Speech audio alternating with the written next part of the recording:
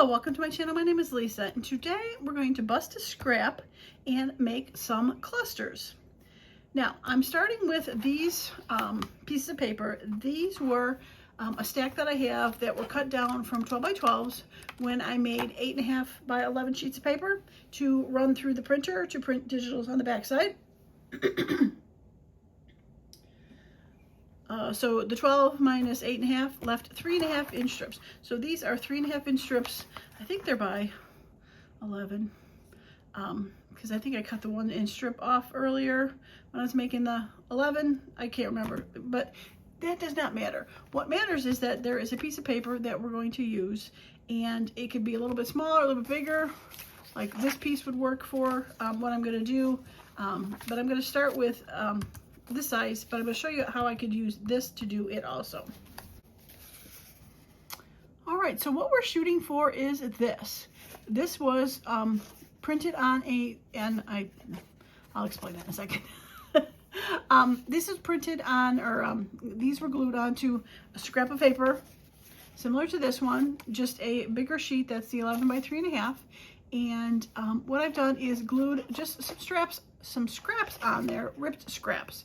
And I went to sew them, and when I trimmed all the things, since I didn't do a back stitch, they were all falling out. So I had to put a little glue down and kind of faux tape the ends so they didn't keep unraveling. It's hard to tell, like this one, you can see there's a hole right there. The stitch was coming out. I used beige thread. I probably could have used a darker thread just to have it stand out a little bit more, but it's subtle and it's there. Don't have to stitch these, not a prerequisite for them. But what I did is, because I folded it like this, I can store it like this and keep these, or I can go ahead and just separate them into little pieces. So all I need to do is I can either cut them, or since I folded them a couple times, I could rip them apart and have a cluster. Now I've decorated a couple of these somewhat. Like this one, I put one of my little letters on. This one, I put one of like my little mini stamps. I thought that chicken was cute with that one on there. The other ones I haven't decorated yet, to be able to put whatever I want on there in the future. But it'd be easy enough to take, say like I have this round circle, this tidbit, and just to go ahead and put them on there and call it a day. So I can go ahead and glue those down, and we can pretend like we are just decorating the clusters. So like I said, you could rip these all apart, cut them apart, and keep them individually, or you could, whoops, stuck to my finger and flipped over, or you could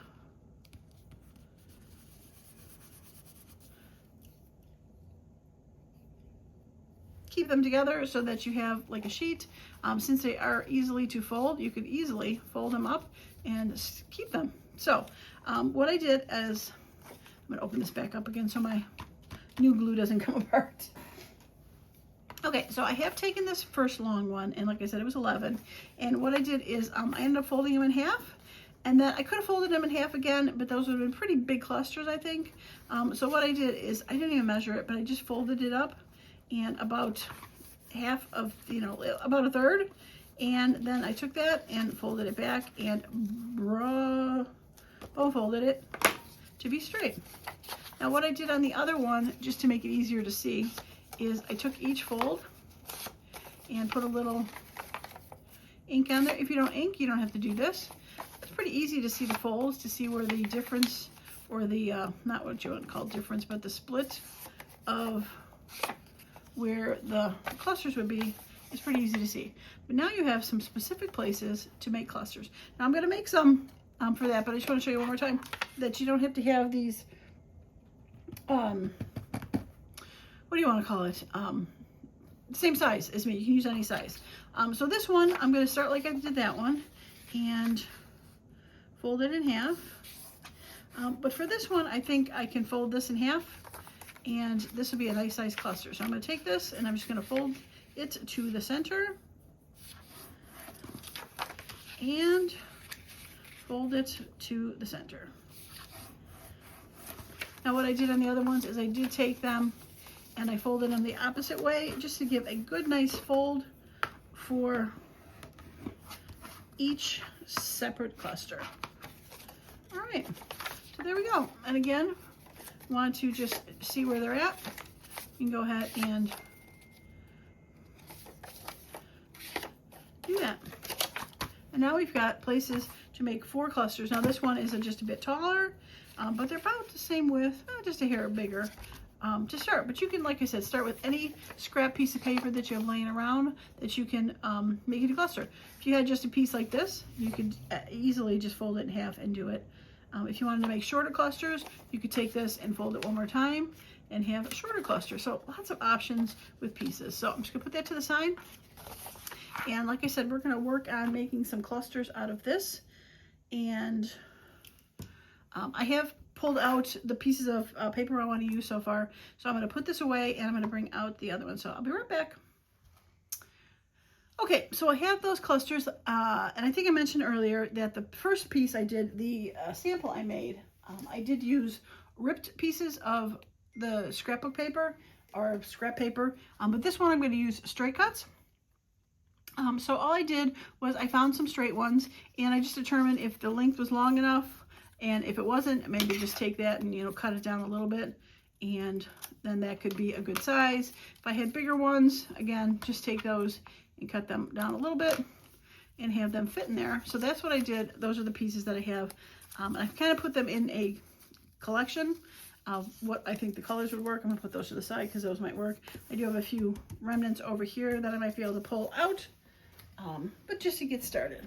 Now, the other thing I didn't mention on this was, it might be hard to see, but I did stamp the background a little bit with some very faint stamping. Now you could do stencils, or you could do nothing if you don't mind the white.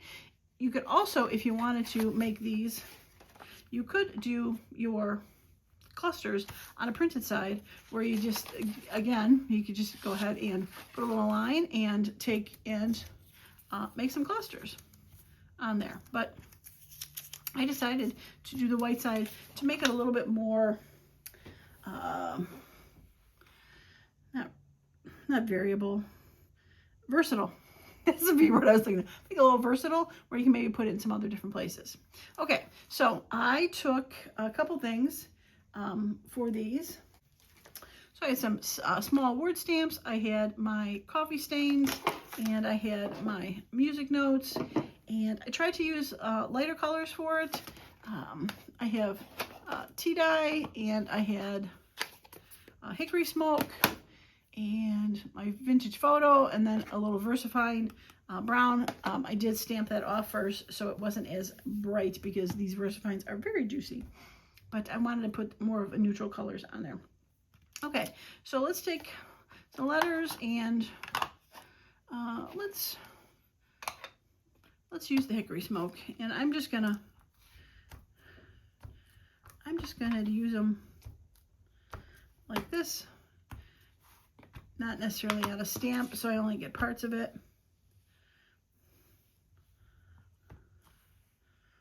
And try to do it a little bit on everything, just to give a shadow of some letters. Okay, that one's done. So quick and easy. And I think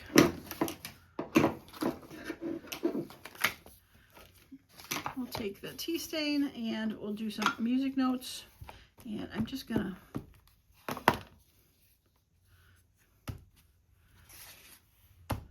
again just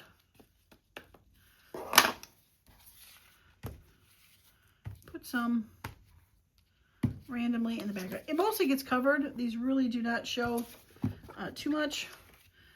Once the papers get put down, it just texturizes the back a little bit.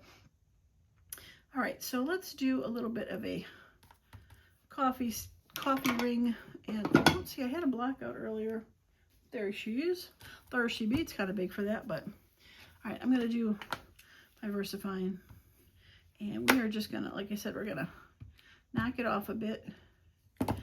Okay, well, there's where that's gonna go. And again, these are mostly not seen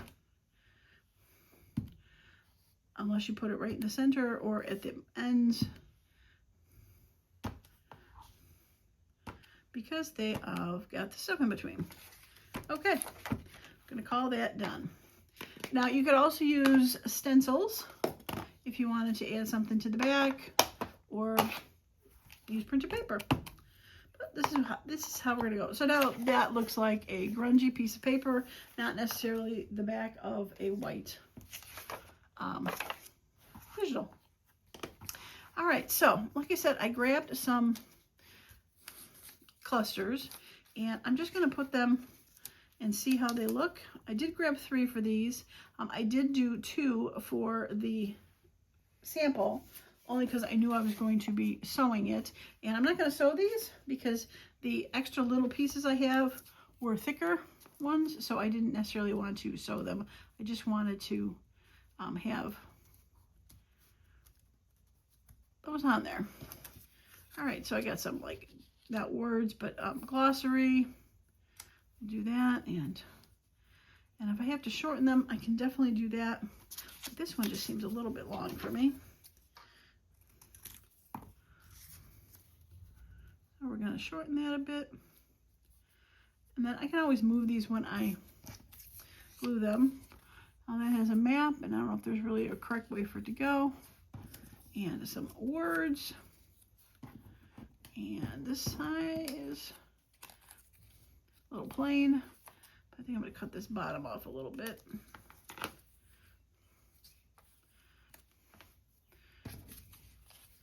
We got that.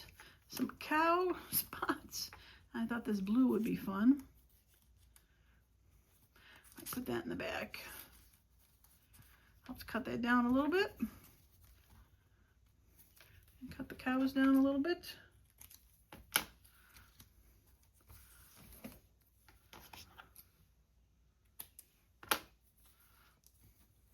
I change that around, and we got this one. Some stripes, some words, and some grids. And I got another yellow. Cut that in half, but I like those. That with it.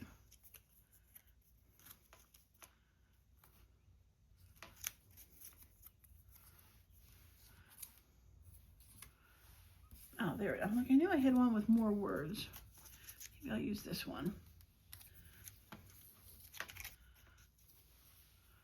And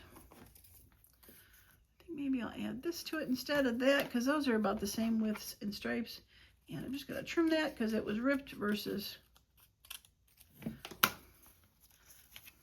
yeah, I like that. It's got the same sort of pinkish color to go with that. Yellow with that. Yep, that'll work. Yeah, I like it. All right, so to glue them, we are just going to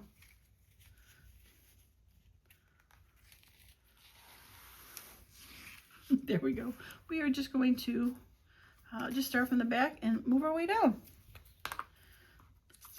I could ink these ahead of time if I wanted to give it a little bit more texture or a little bit more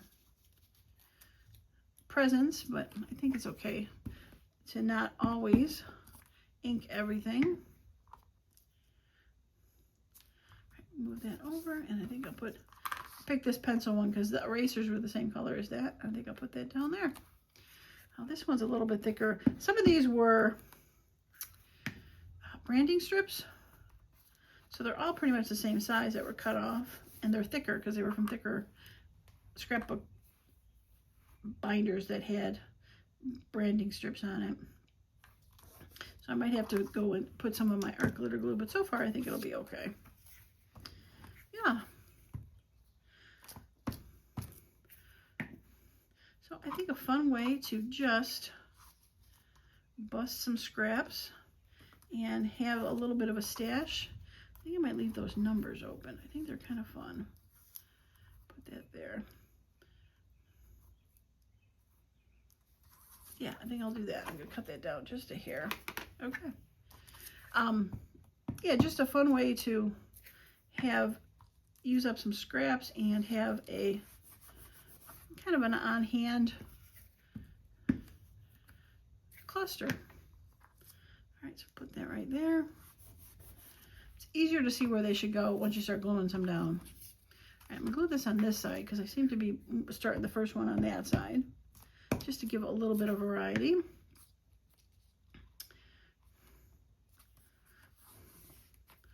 All right, and then we'll put the words up there, that down the center. Okay, I got to be careful of my glue page here. It tends to get a little bit sticky, and then stuff starts sticking to it. Okay, you were on there. I'm like, which one was it?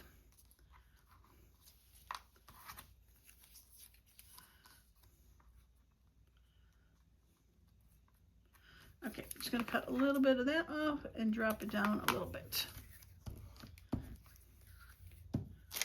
Now, I chose 3 as just a random number, but you've probably heard where 3's odd numbers are a good way to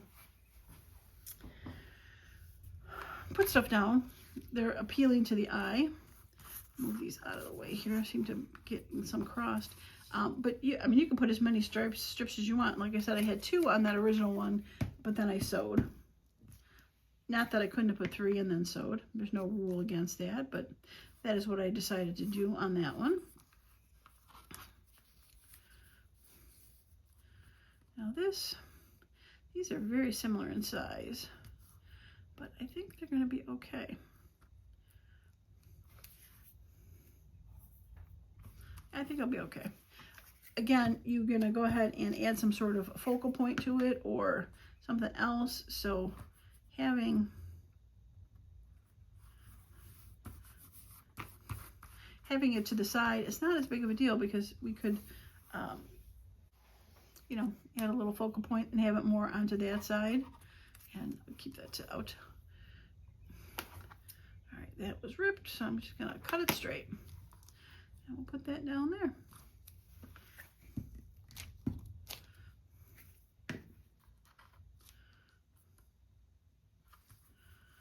Actually, I think I'm going to pause, not pause, I'm going to come back and I got an idea for that, that to go on there. So hang with me for a minute while I finish gluing these 2, and then I'll get the focal point that I think will be just a lovely with that. All right, we're going to start with that and put you over there. I think you'll like it. I'm already chuckling in my head thinking about it.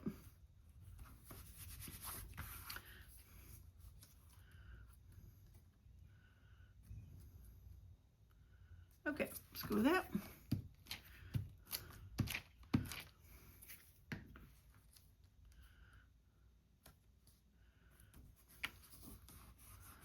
All right, last one.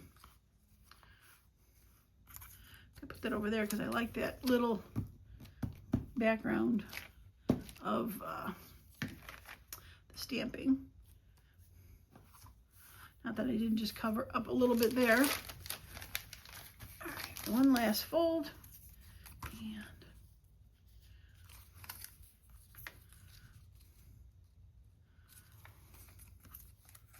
let's do it that way.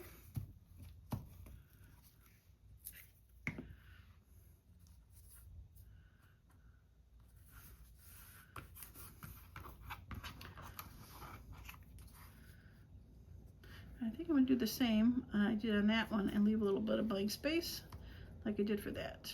Okay, let's glue that piece down. Let's glue that piece.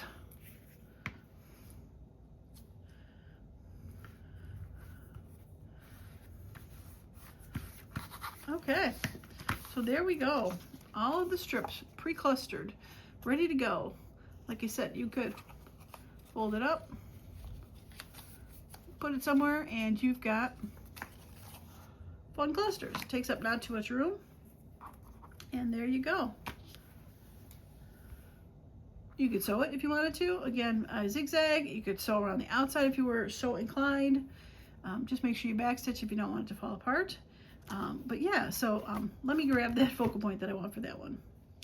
Okay, I am back, and I've got a cow. Unfortunately, my stamps do not have a black and white cow, but he's got spots, and I think he's adorable. I did print this also. Got a little bit of blue in there, just kind of tie the colors with that blue. I love it. Let's glue that on there. I knew he'd be cute. I knew he'd be cute. I like how he's facing that way. I have the other cow that was facing that way, and I thought it'd be better the way it's situated that he faced that way. Cute.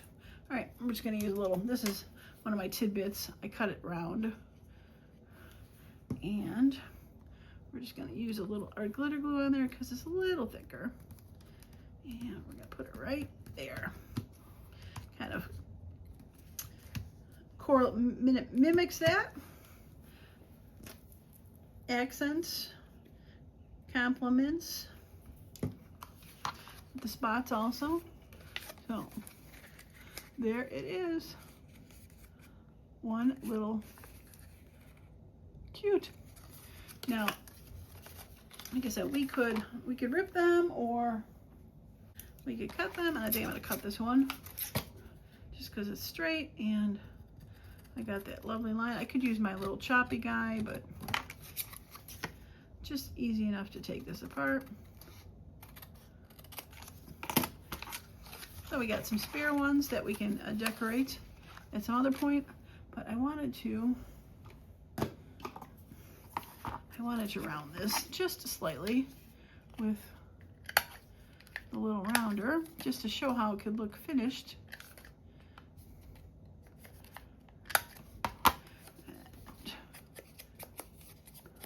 Luckily that paper was thick enough. Sometimes that thinner paper doesn't like to chompy.